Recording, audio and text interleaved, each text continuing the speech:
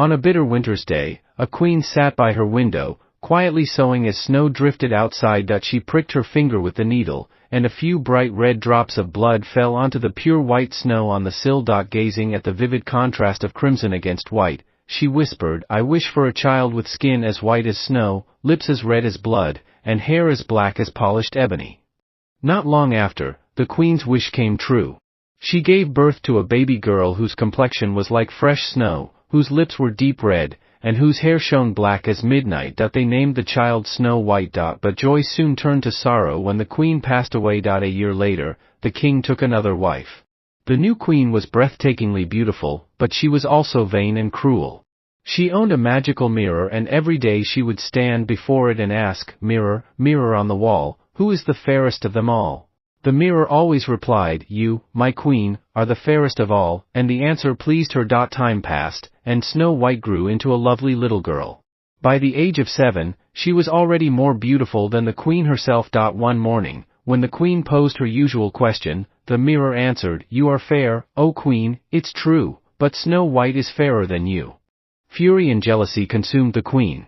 From that moment on, she could not bear the sight of Snow White.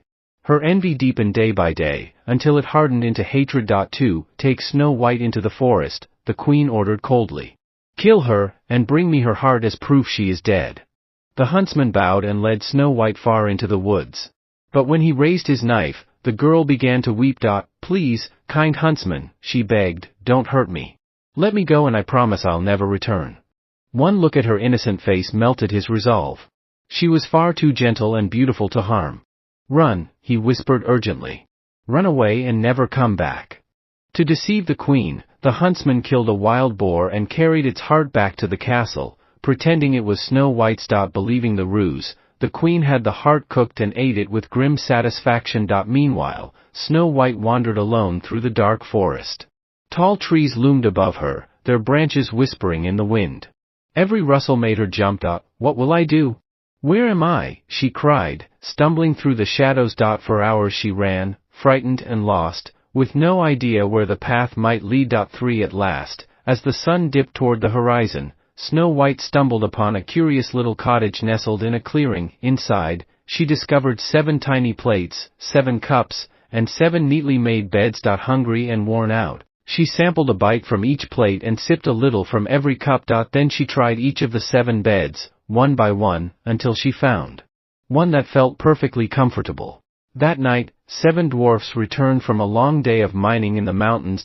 "Look, someone's been in our house," one of them exclaimed. "Who's been sitting in my chair? Who's been drinking from my cup? Who's eaten from my plate?" Then they reached their sleeping quarters.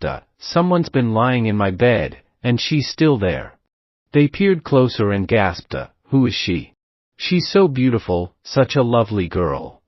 Not wanting to wake her, the dwarfs decided to let her sleep and quietly settled in for the night. In the morning, Snow White opened her eyes and was startled to see 7 little men watching her. But they looked kind and gentle. They asked her name and how she came to be in their home. Snow White told them everything, about her wicked stepmother, the huntsman who spared her, and how she had wandered through the forest until she found their cottage. "If you stay here," the dwarfs said, "and help keep the house tidy, cooking, cleaning, sewing, and washing, you may live with us. We'll keep you safe." "Thank you," Snow White said with gratitude. And so she agreed, and for a time she lived happily with them. Each morning before heading to the mines, the dwarfs warned her, "Be careful. Don't let anyone in. Your stepmother will soon discover that you are still alive."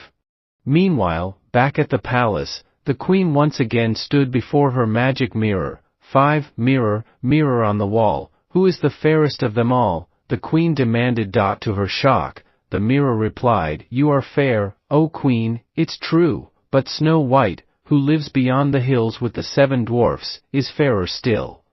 Rage boiled inside the queen. "I will not be defeated," she hissed. Determined to end Snow White's beauty once and for all, she disguised herself as an old peddler woman and set out across the mountains toward the dwarf's cottage. Lovely laces for sale. Beautiful ribbons. The disguised queen called sweetly outside the dwarf's cottage. "Good day, madam. What are you selling?" Snow White asked. Believing the woman harmless, Snow White opened the door and admired the fine lace. "Oh, how beautiful," she said. "Allow me, dear," the old peddler crooned.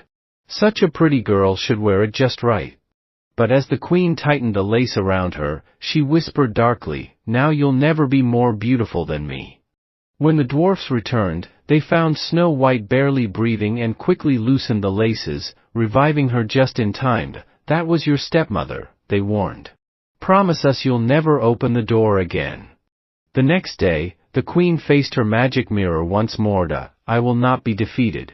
Snow White will pay," she hissed. Furious, she disguised herself again, this time as a different old woman, and crafted a poison comb. She journeyed once more to the dwarf's home. "Pretty combs for your lovely hair," she called. "I mustn't let anyone in," Snow White replied. "No need," the woman said smoothly. "Just look from your window." Snow White admired the comb, and when the stranger offered to place it in her hair, she allowed it. But the moment the comb touched her head, the poison worked and she collapsed. When the dwarfs returned and found her lifeless, they searched and discovered the comb. The instant they removed it, Snow White revived. "You must never, ever open the door to strangers again," they warned. But the queen, learning Snow White still lived, devised her most dangerous trick yet, a perfect red and white apple poisoned on only one side. She dressed as a farmer woman and once more knocked on the door. "Delicious apples, fresh from the orchard," she called. "I can't let anyone in," Snow White answered. "That's all right," said the woman. "Here, I'll cut this one in half. You eat the red side, and I'll eat the white. See? It's safe." The moment Snow White bit into the red side, she fell to the floor, motionless. When the dwarfs came home, they tried everything to revive her, but she did not breathe.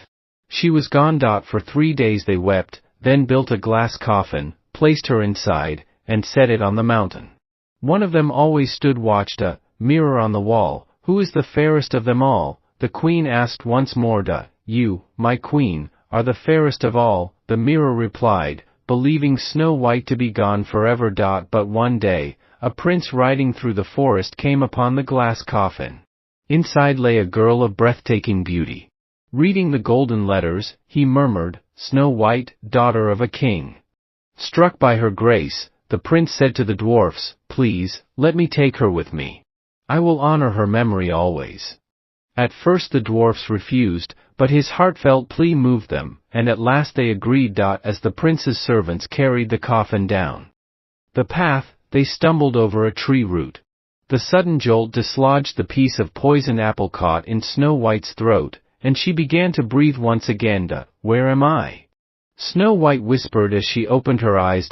"You're safe now," the prince said gently. "Come with me to my castle. Will you be my queen?" Snow White smiled and nodded.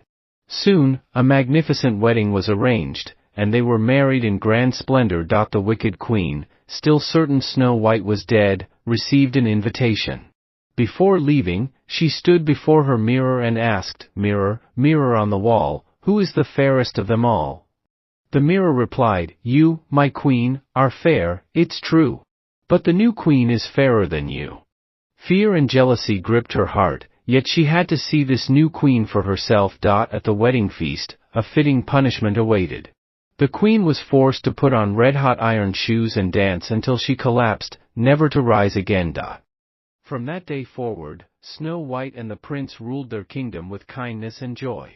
She never forgot the 7 dwarfs who had saved her life, and they were often welcomed at the castle as honored guests. And so, Snow White and her prince lived happily ever after.